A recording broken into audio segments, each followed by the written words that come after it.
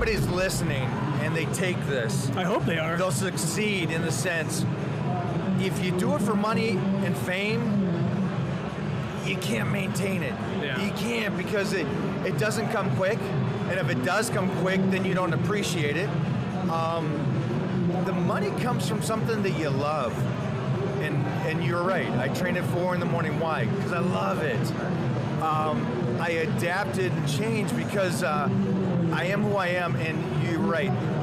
There's something that's deep inside of me that loves the battle within myself to get better. Right. But you've also admitted to, along your 30-year path, you know, there have been some bumps in the road. And it hasn't always been this up climbing trajectory. And I think what's difficult for me to see is a lot of kids out there that might look at you or another guy and see him at the top of his game, just thinks he got there with no issues. And if they can go and see that timeline of how many times he got kicked in the face, fell down, stood up, and got stronger, I think that would make people feel a little bit better about themselves. Okay, here's the thing, and I'm not going to answer this. You guys are going to answer this. Right. With everybody you guys work with, yeah. Everybody, the actors, the celebrities, the Ryan Reynolds, I don't care who it is, whatever it is that you've met and done features on in the magazines, name one guy, just one, that didn't have a struggle that changed him. I can't. He bottomed out. Everybody bottoms out. Everybody cracks. Everybody gets depressed for a moment. Everybody gets beat down. Everybody thinks maybe this isn't the path for me, and they keep fighting. And you guys know it, right? Did you ever second guess yourself? No. Right. See how you answer that? That's believable. Because I know he didn't. I knew the answer to that. I just wanted to hear it. I got sad. I crashed hard after I lost my mom. But I never stopped the foundation work. I never stopped it. Right. And even after that crash, it wasn't coming back to win the universe or coming back to do a movie or whatever it is.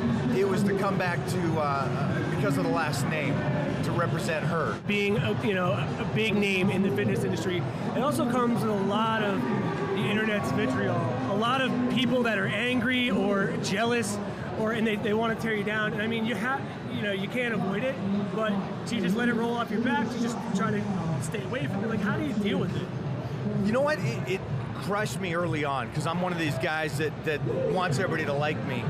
But you can't appease everybody. So when they're mad or something like that at me, they don't know the whole every day in the gym, every day diet. I'm the guy that never missed a meal. Right. So I don't, it doesn't hurt anymore because I know they can't relate with that. It's the guy that works 90 hours a week because he wants to be a multimillionaire. You know, he's struggling, he's kicking ass, and what am I going to be mad at him because he put in that work? Right. I'm cool with it. And then it's also like everybody says, nobody ahead of you is crushing your dream. It's the people behind you. Right. And so if there's a way that you can go, I get it, you don't like what I'm doing or what I'm representing, but maybe there's something you take from me. You know, what's ironic about what he just said about the multi-billionaire is the same approach that you take to your body, your discipline, and a millionaire takes to developing a business. They're really not different. It's really like this start at the finish mentality. What do you have to do every day to optimize, to be great? Surround yourself with a great team. When you see yourself lacking in areas, body parts, whatever it might be, how do you bring someone in to learn a little bit more from it? It's really the same thing, isn't it? But also having no plan B. He said that before. He never doubted himself, and he stayed the course. No plan B. Yeah. You believe so hard. We got one. I got tingles now just thinking. You got one life, man. It really is about living the dream, or whatever that dream is. And if you love something so wholeheartedly, I mean, technically you would do it for free because you love it so much, and it's going to give you a more peaceful life relative to doing something you don't love. And you're right about bringing people in, putting people around you. It's amazing. It's amazing. I don't want this to sound bad, but when you cut off people from your life that aren't enhancing you and they're trying to hold you back, it's an amazing thing what happens to you on the next level. Oh, it's getting rid of the negativity. Yeah. In a way. It is, and I know that sounds hard. No, you have to do it. That and the other thing, it's like seriously, you really do. You are who you surround yourself with, and they've heard this a million times, but it's so darn true. Right. The conversations are different. The attitude is different. The motivation is different.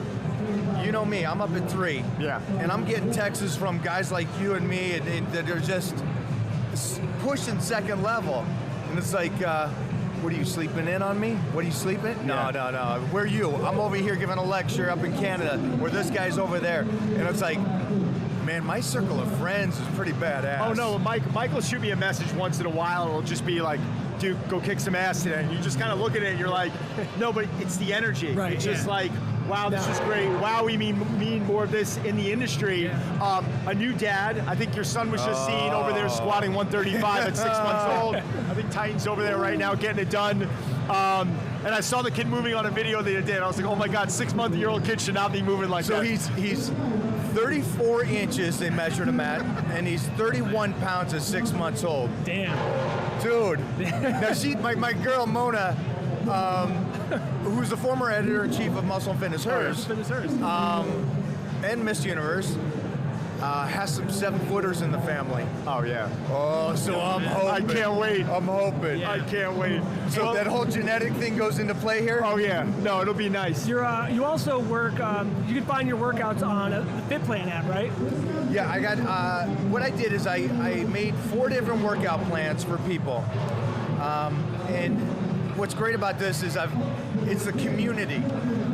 So I got a private Facebook group where I meet every Titan Tuesday, and I talk to them about nutrition, because we know the workout is one thing, and there's a rhyme and a reason for reps and weights and so on and so forth, but it all comes back to the nutrition.